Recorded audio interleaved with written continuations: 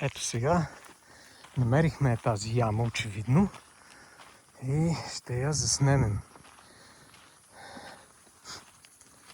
за да си спомняме, защото сега за миг идваме, отиваме си и след това забравяме. Ето я ямата, която е измазана с хурсан, който е запазен.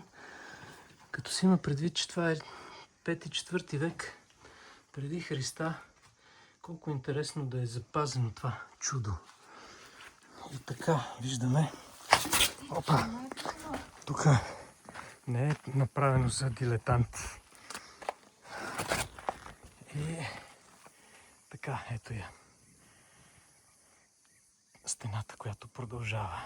И ще ми е интересно да мина и да се кача тук на тази скала, да се открие един разкошен поглед. Сега това не знам какво е. Вероятно е пак някаква част от разкопките. Но тук се виждат, вижте, старопланинските хребети. Колко е красиво.